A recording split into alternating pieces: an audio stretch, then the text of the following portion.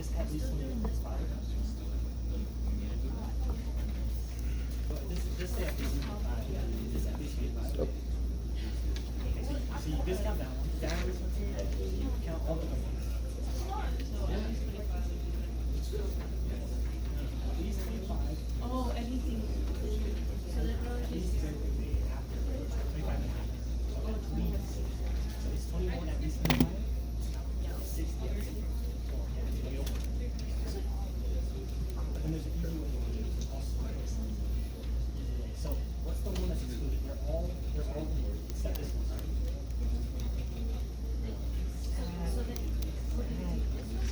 No, it's just the sum of this. What's the probability? It's 100. Minus that probability. And all these ones together.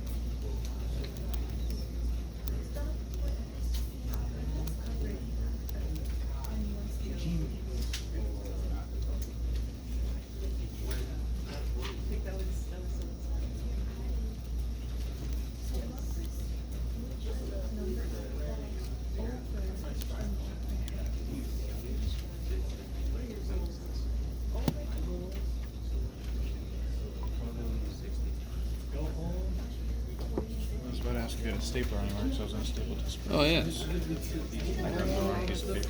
Hey, guys, are these numbers looking familiar? Yes? Thank God I'm doing it right.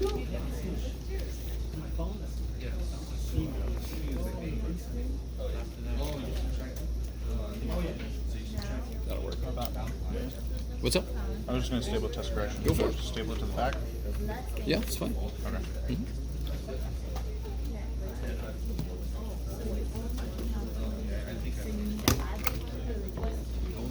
So is that the pile of numbers? Oh, yeah. No, that's everything. I always have just one big pile of everything. So, guys, sorry. I know some of you guys are still finishing up part D and E. Just, we'll get there. Real quick, before we go any further,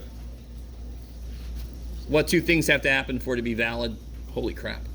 Let's get out there. You could say this in English or Mathish, I don't care. So you could either say the sum of the probabilities is 1, or you can say the sum of the probabilities is 1. Right? You can say it in Mathish or English. And then the other thing, and actually check this real quick. Guys, I know I tried this experiment and it doesn't quite work. I tell you what, remember what question is going to be on every test? What does the Z-score tell you, right? Okay, you with me? So you know that question's coming again.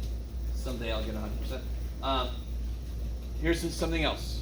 I'm going to give you, on a test, I'm going to give you something where the probabilities don't add up to be 1. Is that a problem? And let me give you another example. When we did histograms, did the relative frequencies, which are percentages, which are probabilities, did they always add to 1? Why not?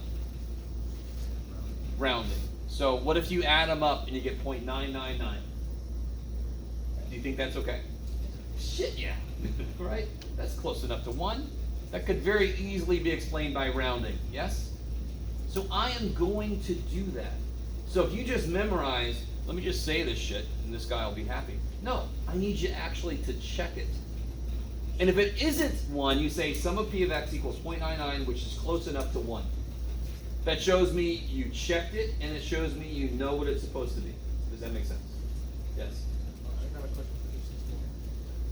It says, what is the square root with square root? You know what sigma squared is in this, and put the square root of that number.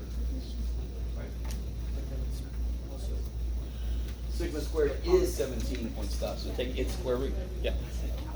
All right, guys, and then the other thing is every probability has to be between 0 and 1, right? That one you can't break. Can't have a negative probability, can't have something above 100% chance. Okay. Let me ask you this. Let me ask you a question I didn't ask you on this. You ready? Here's a different question. What is the probability that a kid we pick thinks they'll be 65 when they retire? What's the probability we pick a kid who thinks they'll be 65 when they retire?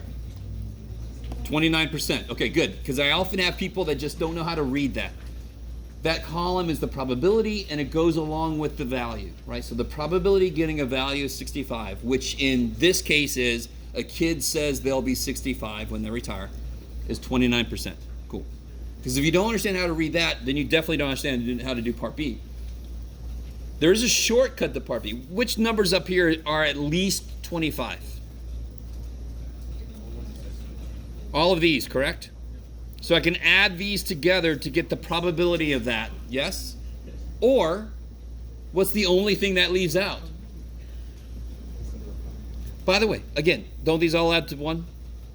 So isn't 1 minus 0.04 equal to the other shit? Yes? So a shortcut to this part B is just do 1 minus 0.04. Break your, I hate mechanical pencils. 0.96. Or 96%, is that cool? Okay, it's a very happy yes over there. How we all doing out there? You guys all right? Now, if everybody got this in your lists, which list is going to give me the mean?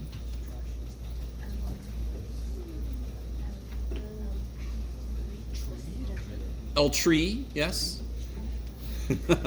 L tree, no, the tree, yes. Number 3.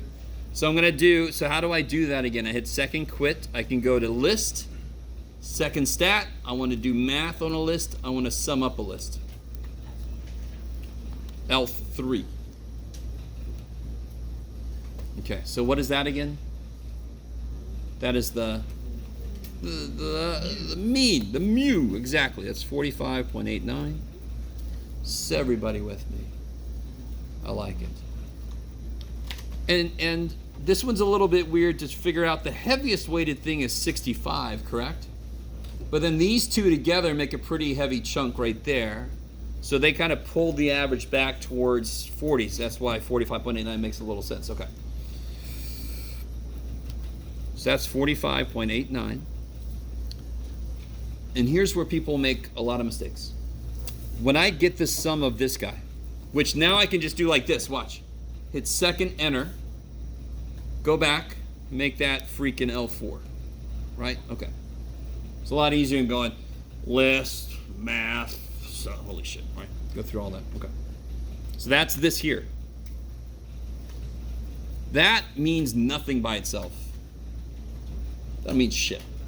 It's just a piece of the formula, you with me? And what have I done wrong right there? What did I do wrong? I hear it whispered. Square. I forgot square. That is the most common mistake, is people just forget to square that little dude. You with me? I don't want this to really make sense. Isn't all this shit squared? So it only makes it's only fair to square this guy, so they're on equal footing. And then the next thing we're gonna do is take a square root of all that stuff, right? All right. So this came out to be 300 something. Let's see. Minus 45.89 squared, is it for, yeah, 304.9979. Is that what you guys got? Yes? Okay. And then I just have to square root that, right? So whoever I was just talking to, it sounds like you square rooted already or something. Anyway, all right. I forgot what. So on the calculator, you just do square root of answer. 17,464. Okay. Now, the funny thing is, I'm about to show you something, and I always get people get upset. By now, you should know me, right? I need you to do things by hand, and then I show you how to check them in the calculator, correct? I love it. Because again, you push the right buttons, calculator passes the class, has a nice life, and you retake the class. It's bad. You have to show me the work. But here, this is kind of funny. Looking back at the list of data, where was the data? Where's the data? I'll tell you this real quick. If you say list 1, you're not right. Where's the data? List 1 and list 2. Good. Now watch this. But how many variables are there? Oh shit, this is the question everybody gets freaked out. How many variables are there? Not values. How many variables? 1. Age, right? There's one variable. So watch this. Here's how I check. Hit second quit. Go to stat, calc, 1var stats, but this time we're actually going to put something in the freaking frequency list. We're going to say L2 is my frequency list. So I'm going to get all the x's and I'm giving all the p of x's. So let's see if we get some shit that looks familiar. Does that look familiar? Yes. So that's the way to check your work. You with me? I don't want to hear stories about my last stats teacher. He would let me, I don't give a shit. It's too bad you don't have that person anymore. You got Jackass Jeff and you're going to have to do all the work by yourself. You can check your work though. It's nice. Is everybody cool up through there? You guys good? And by the way, these are exactly the kind of questions I like to ask on this kind of problem, right? Part D sounds very familiar. Yes? So right in the middle goes the mean. If I go down 1 standard deviation, where do I end up? 28.436? Is that right? Huh? Yeah. Close, okay. And if I go up 1 standard deviation, where do I end up? 63.3 something? 3, blah, blah, blah? Who cares? Okay. And now I'm asking you, what percentage of the data did we catch? Give me one data point we definitely caught. We caught all the whats? 40s, for example.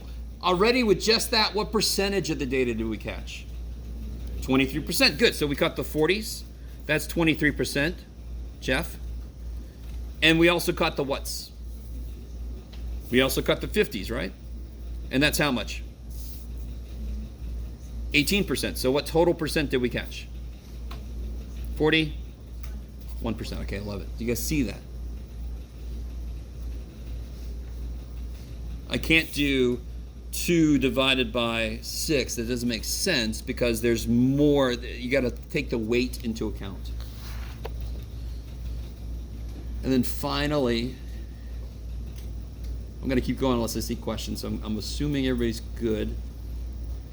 How many kids believe they'll retire before age 65? By the way, these kids. What's up with these kids?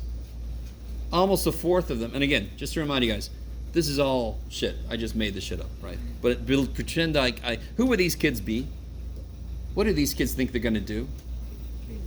Huh? True, maybe, but how? What do most kids want to do nowadays that they think they're going to make a lot of money from? YouTuber, or even Twitch streamer, right? You guys with me? No Bitcoin anymore. I like that. All right. So most of these people are completely wrong. These people are the more, anyway, these are young kids, so they don't know. They just know they like to watch. Is PewDiePie still out there? Yeah. Oh my God. He needs to retire. All right. He probably could retire. So how many kids before age, what percentage of kids think they'll retire before 65? 90. No. Before age 65. Oh. 69%, right? You guys, if you add up everything before 65, you get 69% of what? How many total kids were there? 1,200 kids. So what is 69% of 1,200? I don't know. What is it? 828 kids think they'll retire before age 65. And of course, the retirement age, by the time they get old enough, it's probably going to be 75 or something crazy. Holy shit. All right. My God, I think that's plenty for today. What do you guys think? You want more? No? Okay, I understand. I don't blame you at all. I don't want to talk more about it.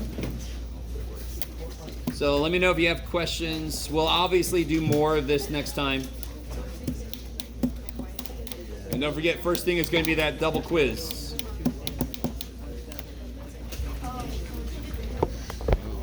Yeah.